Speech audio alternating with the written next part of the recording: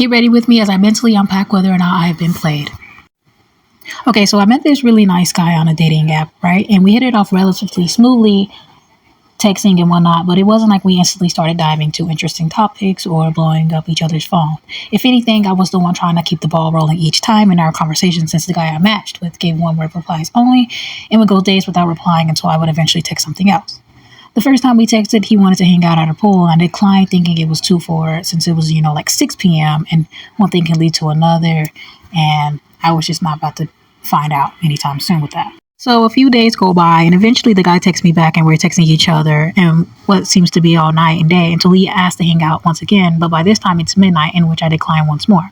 This time I have reason to believe this man definitely wants to smash, because his text messages definitely hint at it. Not only does he say his pronouns should be inside you, he tells me he would make my body a canvas, and when I tell him all the signs he gives are red flags, he tells me that he will probably wear a red flag. I eat it up thinking it's so hot because it's giving toxic, but at least it's giving spicy toxic. So attractive. I love a man that can not only toy with my heart, but also beat me up in the bedroom.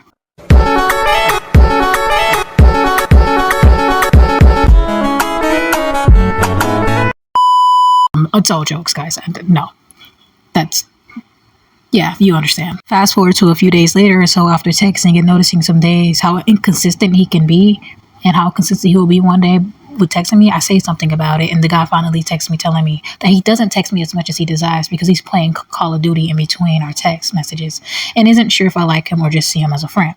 He also mentioned something about me constantly declining him to hang out, but I soon respond to him informing him of my current living situation with my parents and it being late at night, and him needing to understand that I'm a woman and, only a teen, and then, the amount of danger that comes with being only 18 and a woman at night. I didn't tell him that I like him, and after that, he tells me he's attracted to me, and from then on, everything seems promising. After 3 times of asking to hang out and being hit with a decline from me each time, I ask him to finally hang out and meet me somewhere, in which he agrees. The second I spot him and step out of my mother's car, he's on the phone for what seems like 5 to 10 minutes with someone, and which he later informs me was his mother, who was giving him advice about things to avoid doing when meeting me for the first time. I don't know how true that is, but I believed him then, and I'm just telling you guys what he told me. Aside from that extra long conversation with his supposed mother, he seemed like a pretty decent guy. From the fact that he opened the door for me every time to the fact that he was so talkative, which I loved because conversation will always be key to my heart. I'm a Virgo, by the way, and I don't know if I mentioned this earlier, but he's an Aquarius man. I'm not sure if that matters. You guys let me know in the comments below. But I just found it so nice how we were able to passionately talk about each other's passions, occupation, family upbringing, school life, and crack into the way we even view life, which by the both of our words, it's all a simulation. Couldn't convince us otherwise. It was so neat having someone think on the same wavelength as me. I was quite literally completing his sentences because we literally had similar thinking processes or views. Even the jokes we were able to both crack were just so hearty and seemed to lighten the mood so much that we decided to go hit up another spot right after. Like, we literally went for a walk and just listened to some Deftones, which happens to be this man's favorite band. He gave me a ride, by the way, and even shared his AirPod with me, which I know was minimalistic of me, but still, he was sharing something with me, and that meant a lot to me at the time, and still does, since we were vibing to Deftones together, and he kept getting close to me as we walked, which eventually I'm embarrassed to kind of say, but also giddy to say. I bumped into him and he bumped into me. I apologized immediately after because I was like feeling ashamed, and this man was like, "It's my fault. I was walking too close," which I scolded myself meanwhile. LOL. Man, the memories. God knows I missed that man. But anyways, back to the story, because yes, it's a story and it's a long one, so just bear with me. So while Deftones is playing in the background of his earphones, all of a sudden I bring up the president and his near assassination and how it evoked so much emotion in my mother and I. After the president is mentioned, enough fuel is ignited. So much that we're now talking about not only the president, but about stimulus checks, the war in Ukraine, COVID-19, and so on. The way he spoke so much about nothing really made me feel something more for that man right then and there. He was so passionate about these topics, I could tell, by how much he spoke about them, and I wasn't going to shut him up for a second because it made me happy to see him happy. And I kind of sort of have a liking for a talkative man and someone that can teach me something with each conversation we have.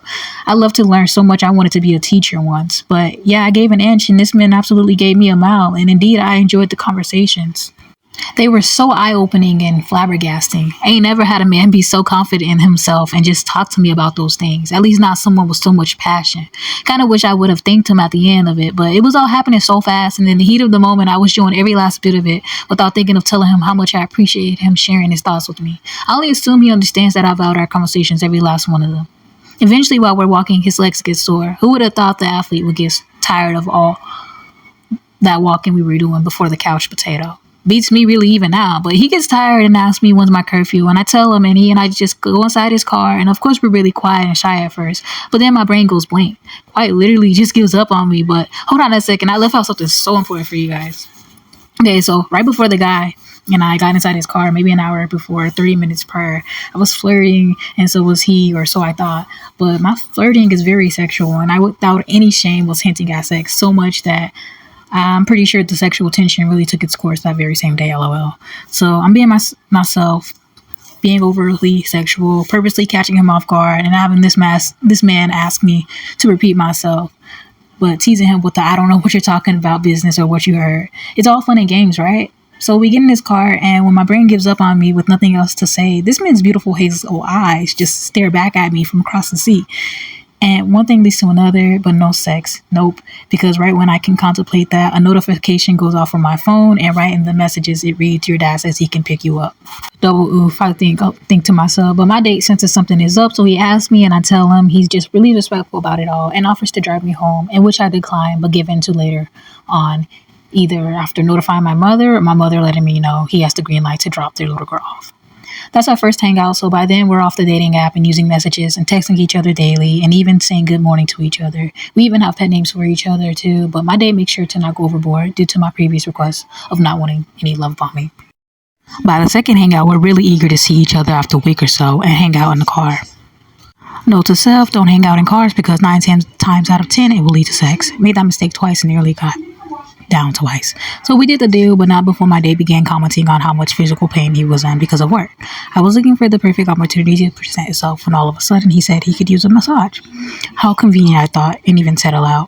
He smirked at me and turned as I proceeded to massage his back and neck carefully, enough to let my hands wander just a little under his lower back. I, without a doubt, did that on purpose, but I wasn't expecting his switch to flip so fast. So fast indeed that this man's cuddling turned into something more explicit. He wanted to get naked right then and there. Me, however, wanted just to tease him and not submit.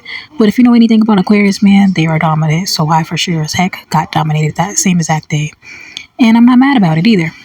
Before we could even get that far, the man opened up to me about how sex is something that he feels helps him gain a better connection to someone, and how it helps him decide for himself whether or not to pursue a partner, whereas not having sex, or lack of better words, waiting to have sex would either kill the spark for him or just make it seem like his time is being wasted, whereas he can be out sharing his intimacy with someone else.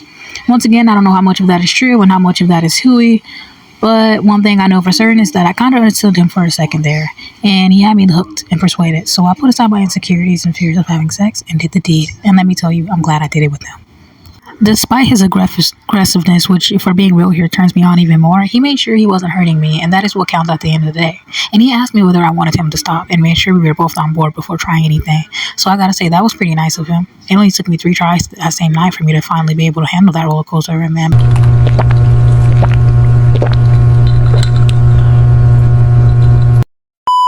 But hey, it was my first, and that's awesome. He was able to be patient with me so that I could get used to everything. But right on the point of orgasm, the man pulls out and is literally complaining and appears to be in pain. He dresses super fast while I'm still naked in the back of his car seat and drives me straight to my house. Apparently, he partially tore his MCL. Again, I don't know how much that's true because the man literally for a week barely texted me, replied to me, or even answered his phone. I only knew or believed he was in the hospital when he sent me a single message that said hospital. And then a picture a couple days later of puke near his car saying he got food poisoning and was admiring his work he created in the parking lot. The same week, mind you. But by the third and our last hangout, he had no cast or bruise to show for it. In fact, he was feeling so good, he said touching all over me would make him feel better. Can't believe I fell for that, but when you're a horn dog like me, all you have to do is hint at it, and I'm there with you. I didn't think anything of it at the time until after he stopped talking to me, which was honestly last week. But now I'm starting to think maybe this man just wanted sex, and I fell right into his trap. By the third hangout, he seemed to be back to his usual self with texting, but I couldn't help but realize that with each hangout, it seemed as though we were getting to know less about each other. And it was after each hangout did my curiosity start to peak. with this man. Like literally the third and last hangout consisted of us getting fast food in his car, which I was okay with because food is a must and I'm not picky. And it literally just consisted of us being in a random parking lot of a strip mall while the man listened to someone talk about a football player named Dak and ate in silence while I desperately tried to make conversation to someone that cared more about their food than they generally did about me. Like, man did not once try to speak to me while he was eating. It was just him and his food in that moment. Like, my man was locked in, locked in. Like, no one was breaking this man because he was in the zone while he was eating. It was hysterical, but hey, never get in the way of a man and his food, I guess. So after he's finished eating and I'm by this time jamming out to Avenged Sevenfold, he takes off one of my AirPods and looks at me with the one look he gives me when he wants some loving, or in his case, some effing. Yo, this man could have legit been the one and could have owned me, and I would have let him because I like this man so much, and guilty as charged, I still do. It's been a week since we last spoke, and I am dying a little every day because it just eats me up inside. Like, what did I do wrong? I thought we were feeling each other, no? But anyways, we finished, or at least try to finish the deed. But guess what happens again? Ding, a notification from my mother. This time the message reads, your curfew is 10. I get so heated the second I see that because right when it was about to get so good, my mom ruins it. I mean, if I'm going to get played, at least let me get some too.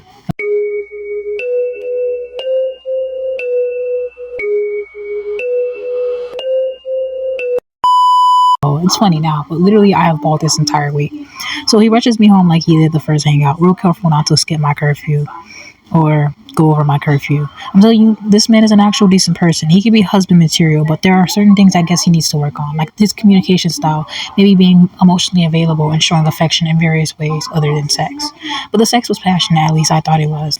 He kissed me on the cheek that night, so I thought our time together was awesome. He texted me normally the very next day also, so I assumed we were in it to win it. But then life happened.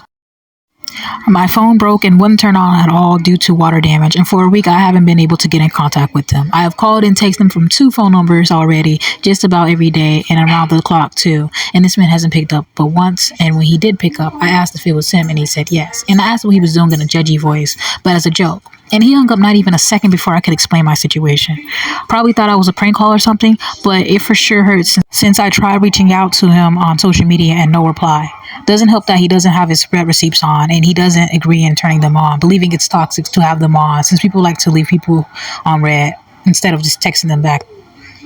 But through it all, I think it's safe to say he never liked me because my thing is if he liked me, he would have showed up, despite what my parents say, about no guys being over here a certain time, since he knows where I live and have picked me up and dropped me off at my house on various occasions now and again. And I have sent him my address twice already. So if he really wanted to, he could look up my address in our past messages. But he hasn't showed up. It's been now 8 days. Now it's 9 days. And I haven't heard nothing. I haven't heard anything from him. I even called his job place. And they said they didn't have a person that went by his name or the name he used for a fast food restaurant place we went to last week. So now I think he lied about his name, his job, his favorite color, and even his injury and potential illness. There's just so many holes in the story, So I think I've been played. What do you guys think? Tell me down below in the comments below because I need to know whether or not I've been played.